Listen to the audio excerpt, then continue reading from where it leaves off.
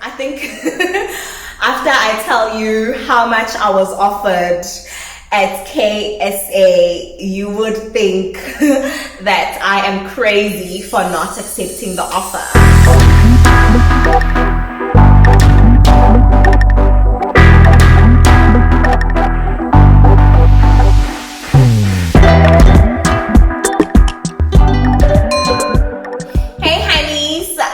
Welcome to my YouTube channel.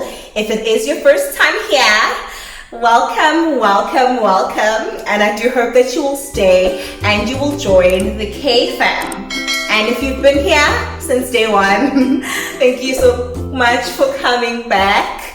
And let's do this. I feel so good. I feel so good to have all of you here. And like my name suggests, this is about my life, unfiltered. And today I'm going to be talking about a time in my life where I had to make a choice. And this was a tough choice, guys. Like, it was tough for me to make this choice. But I believe in God's timing. As you may already know, in August of this year was, a very difficult time in my life, where I almost got into depression. And if you don't know about this, there is a video up in my Instagram page, which you can watch at a later stage or straight after this video. But September was a whole new month for me. Like I was saying about God's timing, I feel like, it comes when we least expect it, but it comes at the right time. And September was that month for me. I started receiving interviews, I started receiving offers. And two of these offers that I want to talk about was the one from Saudi Arabia and this one from the current job that I am at. And basically, guys, I think after I tell you how much I was offered at KSA, you would think that I am crazy for not accepting the offer. But I did what I had to do. I had to weigh my options, which I'll be telling you about in this video. And I think at the end, you will see. Also, this will be very informative for you if you are looking to move abroad, if you get, offers from different places and, deciding, on one to choose according to yourself as well. And I feel like this was the same for me. I just had to choose according to me. So yeah, let's get into it. In Saudi, I was offered a role for an elementary teacher, which is the same role that I'm doing here at an international school as well. But the pay, guys. So I was offered 13,800 Saudi Riyal, and this is approximately close to 60,000 rands, which is quite different, which is more actually than what I'm getting here. So about 10,000 rands more. I'm getting between 45 and 50k here. With housing, of course, and with transport allowance. But guys, the reason why I chose to come to the UAE instead of going to Saudi, firstly, would have to be the laws, guys. They're still quite strict when it comes to a lot of things. And one of these things was that if gifts, so my partner, had to come with me, it would mean that we would have had to get married, guys. And even though my mother was like, no, it's okay, do it. We personally felt that that's not how we wanted to do things, we want to get married at a time when, we both feel like it is time. and we just didn't want to do it just to get abroad.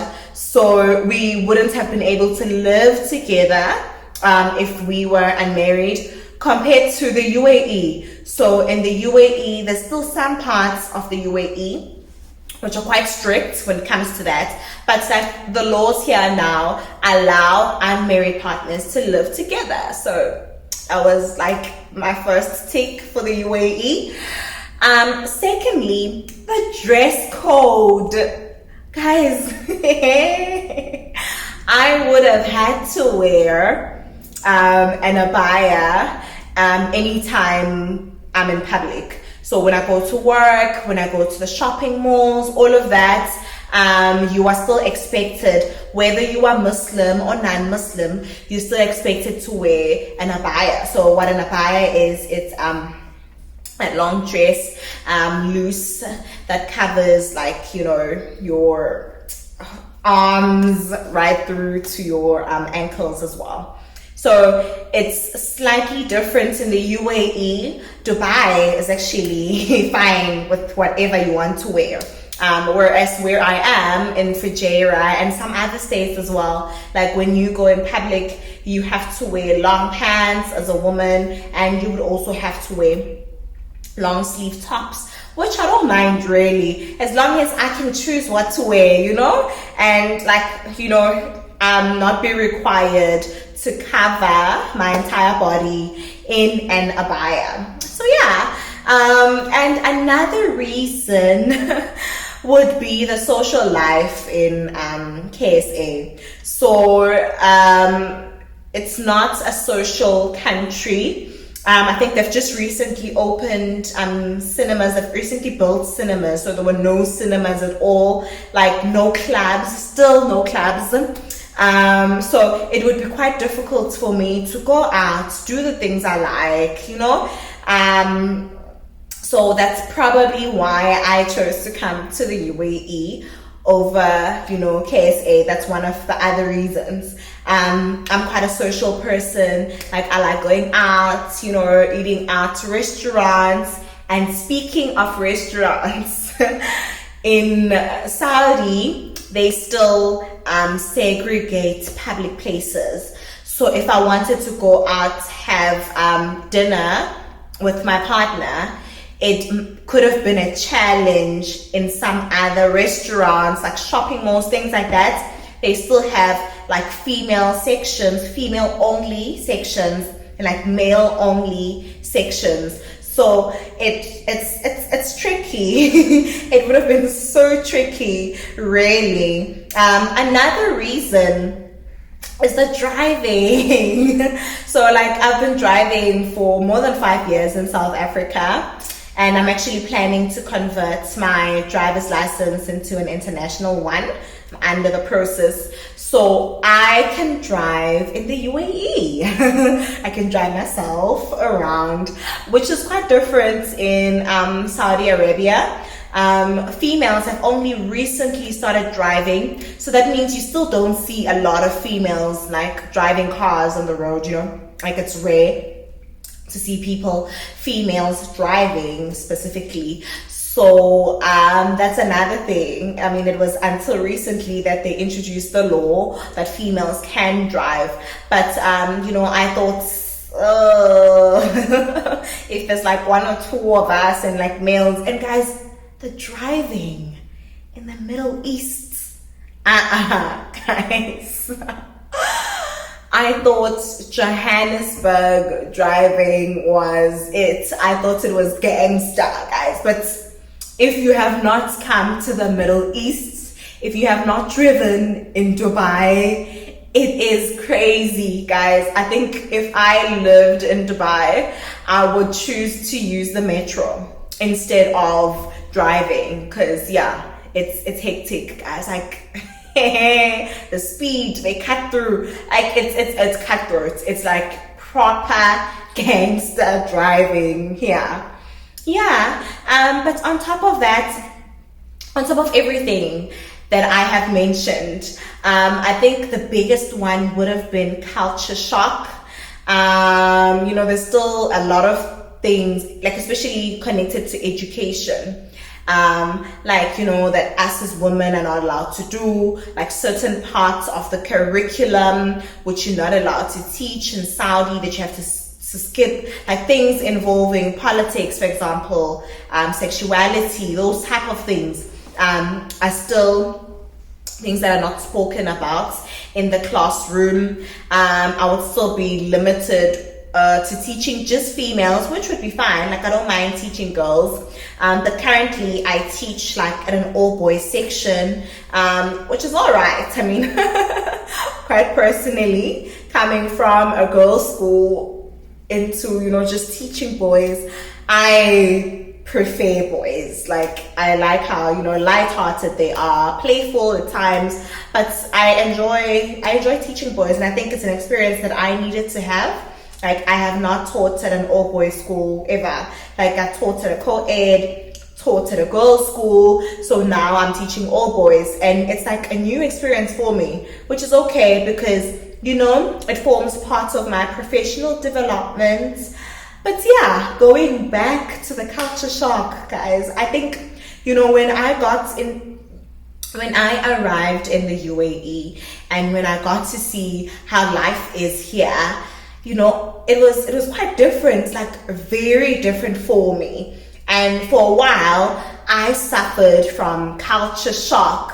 So I can just imagine how much more. I mean, you know, walking down from an airplane, from my flight, and like landing, and suddenly, you know, I'm being told you have to wear an abaya. Like, literally at the airport, women get given abayas to wear because they can't be, you know, out in public with their clothing. So I feel like I would have suffered way more than I did here.